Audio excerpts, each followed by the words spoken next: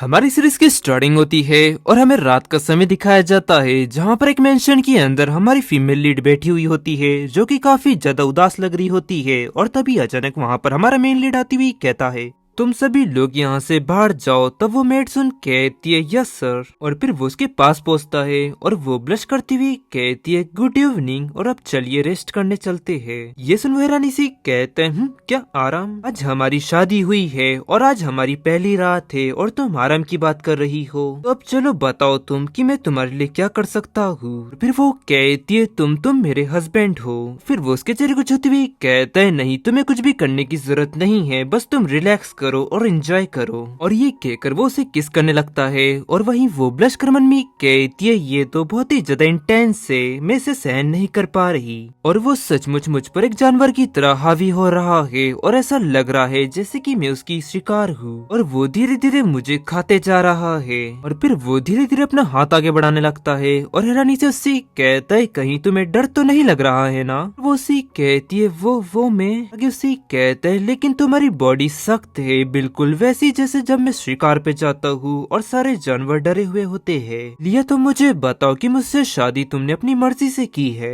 और वहीं वो उसे देखते हुए मन में कहने लगती है चार्ल्स मुझे इतनी पैनी नजरों से देखता है जैसे कि वो मेरे अंदर आर पार देख रहा हो और उसकी नजरों से मुझे डर लगने लगता है और डर मुझे चारों तरफ से जकड़ लेता है। लेकिन क्या मैं उसे सच बता सकती हूँ? और फिर सिर्फ उत्तर में बेकर कासल दिखाया जाता है जहाँ पर हमें बताया जाता है ऐसा कहा जाता है कि बेकर्स 10,000 सालों से काम करते आ रहे हैं और वो कुछ देशों से भी ज्यादा अमीर है। लेकिन हाल ही में जिस चीज ने लोगों का ध्यान उनकी तरफ खींचा है वो है उनके ड्यूक चार्ल्स बेकर। और कहा जाता है कि चार्ल्स काफी ज्यादा उदास रहता है और वो एकदम पत्थर दिल इंसान है। और फिर जैसे ही उसको गद्दी मिली उसने पास के अपने राइवल्स कबीलों को बड़े आसानी से कुचल दिया और सब लोग उसके बारे में बस ऐसा ही कहते हैं कि वो एक इंसान से ज्यादा जानवर है। और ठीक है मैंने पहले बर्नेट केबल जो कि लिया के डैड है उसी कहते नहीं बिल्कुल नहीं, चार्ल्स बेकर एक पागल इंसान है और मैं तुम्हारी शादी उस पागल इंसान से कैसे करवा सकता हूँ। तब इस पर लियोन्सी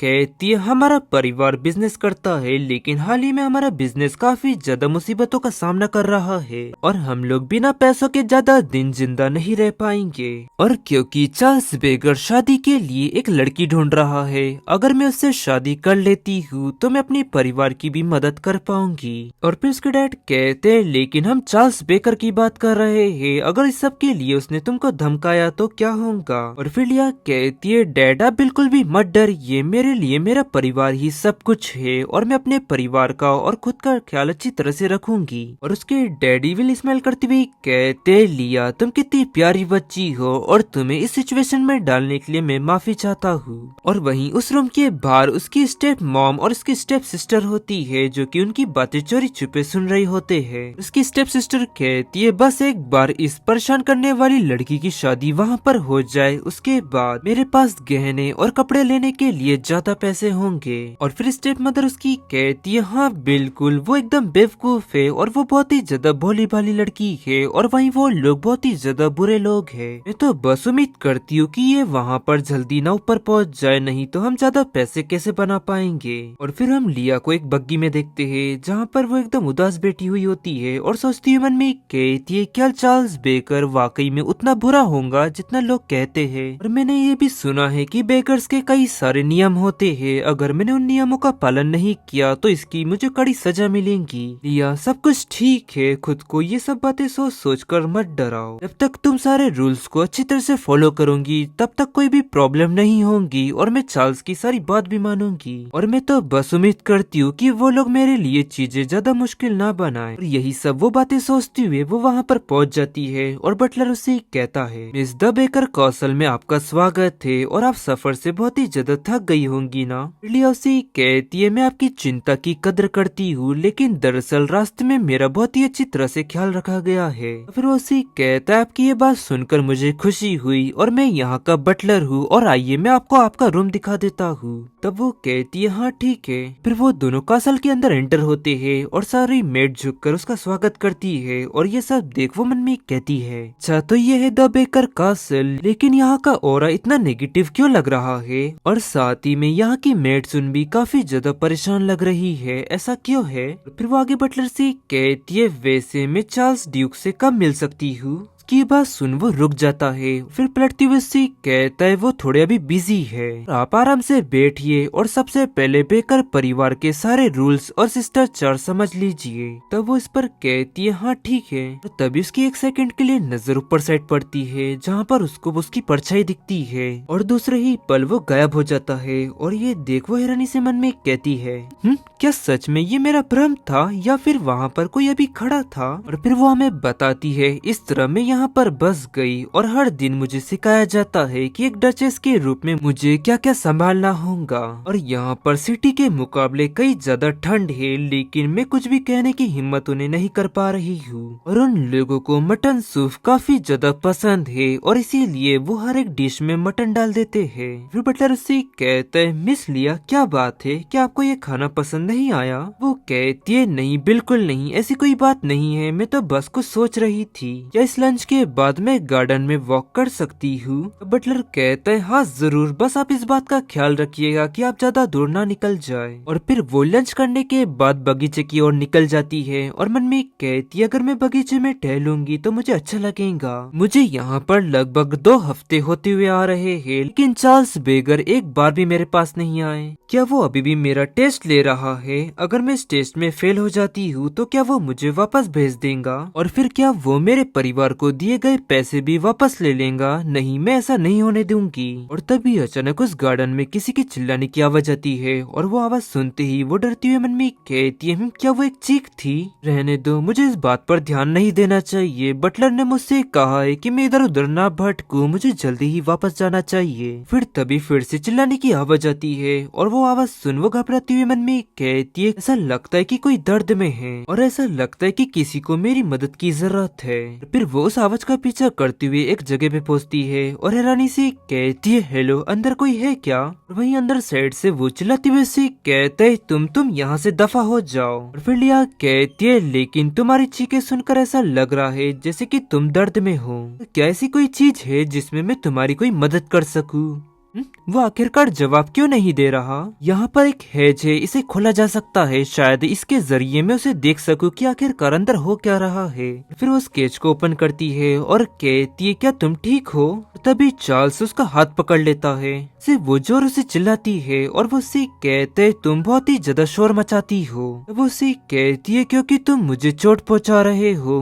उसका ये हाथ, ऐसा लगता है कि जब भी उसे दर्द होता है वो खुद को बाइट करता है और फिर वो तेजी से वहाँ से निकल जाती है। और फिर चार्ल्स आगे कहता है उसने जरा भी यहाँ से निकलने में समय नहीं लगाया और मैंने पहले ही उससे कहा था कि यहाँ पर किसी को भी आने की परमिशन नहीं है। अब ऐसा लगता है कि मुझे यहाँ से बाहर निकलकर उसे मारना होगा। और फिर सिर्फ चित्र में 30 मिनट बाद का समय दिखाया जाता है जहाँ पर वो वापस आती हुई कहती है ये लो, ये तुम्हारे लिए मैं कुछ लेकर आई हूँ। और वो देख चार्ल्स उससे कहते है तुम में इतनी हिम्मत कि तुम बेकर से चोरी कर रही हो। और उसको जवाब देता देख वो मन में कहती है चलो आखिरकार वो मुझसे बात तो कर रहा है। फिर लिया उससे आगे कहती है नहीं, मैंने इस बगीचे से कुछ भी नहीं चुराया, ये दर्द की दवा तो मेरी है। और जहाँ तक रही इस रोटी की बात, तो ये मेरे खाने से बचाई गई रोटी है जो मैं तुम्हारे लिए लेकर आई हूँ। और वैसे क्या तुम्हें कोई गंभीर चोट लगी है जो तुम यहाँ पर बंद हो, या फिर तुम्हें किसी बात की सजा मिली है? और वैसे तुम यहाँ पर कब से बंद हो? उसको इतने सारे सवाल पूछता देख वो मन में कहता है वो काफी ज्यादा बड़बोली है। और आगे लिया कहती है क्या तुम सुन भी रहे हो कि मैं क्या कह रही हूँ? तब फिर वो चिल्लाती हुई कहता है बस बहुत हो गया, अब तुम वापस चली जाओ। और क्या तुम्हें इस बात का बिल्कुल भी डर नहीं है कि मैं तुम्हें मार डालूंगा या फिर तुम्हारे साथ कुछ कर बैठूंगा?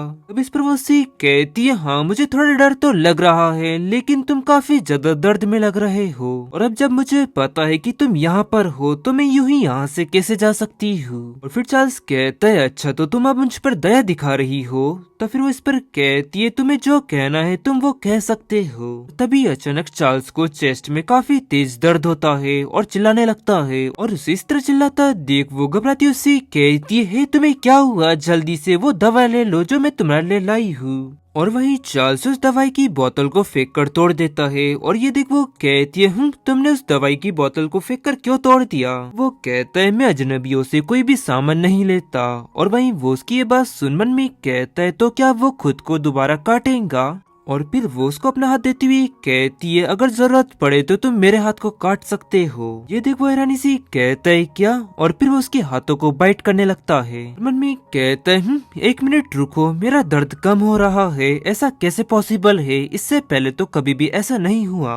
और फिर वो उसके हाथों को लिक करने लगता है और उसे ऐसा करता देख वो तुरंत अपना हाथ खींचती हुई कहती है तुम ये क्या कर रहे हो। और आगे चार्ल्स कहता है क्या तुमने अभी नहीं कहा था कि मैं तुम्हारे हाथों को काट सकता हूँ, अब क्या तुम इस बात पर दोबारा सोचने वाली हो। वो चिल्लाती हुई कहती है मैंने तुम्हें अपना हाथ सिर्फ इसलिए दिया था ताकि तुम्हारा दर्द कम हो सके, लेकिन इससे ज्यादा कुछ नहीं, और वैसे भी मेरा एक फियांसे है। तो फिर चार्ल्स हैरानी से कहता है वैसे तुम्हारा फियांसे कौन है, मैं उसे मार डालूंगा। वो उसे कहती है मेरे फियांसे का नाम चार्ल्स है। की बात सुन वो चौंकती हुई कहता है क्या। फिर आगे कहती है चार्ल्स बेकर मेरे फियांसे है और वो बेकर परिवार के मुखिया है और इसके अलावा वो एकमात्र मालिक है इस जगह के। फिर चार्ल्स कहता है अच्छा तो तुम कैपिटल सिटी से आई हो और तुम चार्ल्स की वाइफ हो। वो कहती है हाँ तो प्लीज तुम मेरे हाथों के साथ ऐसा दोबारा मत करना। चार्ल्स आगे कहता है वैसे क्या कैपिटल सिटी में रहना अच्छा नहीं था जो तुम वेस्ट में आकर शादी कर रही हो। लिया इस पर कहती है क्योंकि कैपिटल सिटी में मैं ड्यूक केली के बारे में बहुत सुना है, मैं उससे काफी ज्यादा प्रभावित हुई हूँ। और फिर चार्ल्स कहता है झूठ, वो व्यक्ति बहुत ही ज्यादा निर्दय और क्रूर होने के लिए जाना जाता है और उसके आसपास के लोग उससे डरा करते हैं या फिर उससे नफरत करते हैं या फिर उसे अपने फायदे के लिए इस्तेमाल करते हैं। लेकिन चार्ल्स को इन सभी बातों की कोई भी परवाह नहीं है क्योंकि वो एक पागल इंसान है। उसकी बात सुन लिया चिल्लाती हुई उससे कहती है बकवास करना बंद करो। फिर उससे कहता है क्या बकवास, क्या तुम्हारे कहने का मतलब ये है कि तुम्हें उससे बिल्कुल भी डर नहीं लग रहा। तब इस पर वो उससे कहती है वो मैं, और वो आगे कहता है मुझे पता ही था। आगे कहती है तो क्या हुआ अगर मैं उससे डर रही हूँ तो, लेकिन वो मेरे होने वाले हस्बैंड है और चाहे वो कैसा भी क्यों ना हो मैं उसके साथ रहूंगी, तो प्लीज तुम ये सब बातें मत करो। और अब चलो बहुत ही ज्यादा देर हो चुकी है, अब मुझे वापस जाना होगा, लेकिन मैं कल फिर से तुमसे मिलने के लिए आऊंगी। और ये कहकर लिया वहाँ से निकल जाती है और वहीं वो कहने लगता है वो कितनी ज्यादा अजीब लड़की है और मुझे तुम्हारी जरूरत नहीं है, लेकिन तुम काफी ज्यादा टेस्टी हो। और फिर लिया हर दिन सुबह शाम जाकर उस दीवार के पीछे के व्यक्ति से मिलने लगी। साथ ही में वो अपने साथ कुछ चीजें भी ले जाती थी। उन चीजों को देख वो उससे कहता था तुम ये सब बेकार चीज मेरे लिए क्यों लाई हो। लिया आगे हमें बताती है कि हर दिन में उससे जाकर मिला करती थी और मैंने अपनी कई सारी परेशानियों के बारे में उससे बात भी की। और आगे उससे कहती है मुझे यहाँ बिल्कुल भी मटन सूप पसंद नहीं है, हालांकि मुझे यहाँ पर बहुत ही ज्यादा समय हो चुका है, लेकिन तब भी मुझको इसकी आदत नहीं लगी। और कैपिटल सिटी के अलावा ये जगह काफी ज्यादा ठंडी है और ज्यादातर समय तो वो व्यक्ति सिर्फ दीवार के पीछे बैठकर सुना करता था, कुछ भी मुझे जवाब नहीं देता था। लेकिन मुझे इस बात की बिल्कुल भी परवाह नहीं थी, शायद इसीलिए क्योंकि इस बड़े से विला के अंदर उसके अलावा और कोई व्यक्ति नहीं था जिससे मैं बातें कर सकूं। हालांकि उस व्यक्ति ने अभी तक मुझे अपना नाम नहीं बताया और उसे हर दिन एक दौरा पड़ता था और उसे तकलीफ में देखना बहुत ही ज्यादा डरावना था। लेकिन ये अच्छी बात है कि उसने मुझे वहाँ से भगाना बंद कर दिया। और दिन ब दिन ऐसा क्यों लगते जा रहा है कि वो और भी जोर जोर से काट रहा है मुझे। और कुछ दिन ये सिलसिला इसी तरह चलता रहा और कल तो मेरी शादी हो रही है, लेकिन फिर भी चार्ल्स अभी तक यहाँ पर क्यों नहीं आए। तुम बताओ तुम्हें क्या लगता है चार्ल्स यहाँ पर अभी तक क्यों नहीं आए। क्या ऐसा हो सकता है कि मैं उनकी उम्मीदों पर खड़ी नहीं उतरी होंगी। और अब कहीं ऐसा तो नहीं कि मुझे इस जगह से बाहर निकाल दिया जाएगा। नहीं, ऐसा नहीं होगा। फिर अंदर सेट से चार्ल्स उससे कहता है अब तुम वापस जाओ, कल तुम्हारी शादी है और जो कि बहुत ही अच्छे से होंगी। उसकी बात सुन वो उससे कहती है क्या तुम मुझे दिलासा देने की कोशिश कर रहे हो। तब वो इस पर कहता है नहीं। बिल्ली आगे कहती है खैर इतने समय के लिए मेरे साथ रहने और मेरे से बातें करने के लिए तुम्हारा बहुत बहुत शुक्रिया। उसकी बात सुन चार्ल्स मन में कहता है ये लड़की कितनी ज्यादा बेवकूफ है, आखिरकार वो किसे शुक्रिया कह रही है। और फिर से शिफ्ट तरह में कुछ समय बाद का समय दिखाया जाता है जहाँ पर कुछ लोग आते हैं और उस जगह का ताला खोल देते हैं। झुक कर कहते सर आपका स्वागत है और आपने फिर से एक और बार अपने अभिशाप के दर्द को फिर से सफलतापूर्ण हरा दिया है, आपको बधाई हो। की बात सुन चार्ल्स गुस्से में उससे कहता है तुम्हें लगता है कि ये सेलिब्रेट करने वाली बात है? तो वो व्यक्ति आगे कहता है मैं माफी चाहता हूँ। तो दोस्तों अब कमेंट सेक्शन में बताओ कि क्या होने वाला है आगे। क्या तुम्हें लगता है कि लिया को पता चल जाएगा कि उस काल कोठरी में चार्ल्स ही था जो कि उसका होने वाला हस्बैंड है, और आखिरकार चार्ल्स को वो श्राप कैसे मिला जिससे उसे आए दिन दर्द होता है, ये जानने को आपको मिलेगा इस सीरीज में। तो इसको जानने के लिए चैनल को सब्सक्राइब कर दो, वीडियो को लाइक कर दो, हाइप कर दो। तो चलो मिलते हैं आपको नेक्स्ट एपिसोड में, तब तक ले सायोनारा।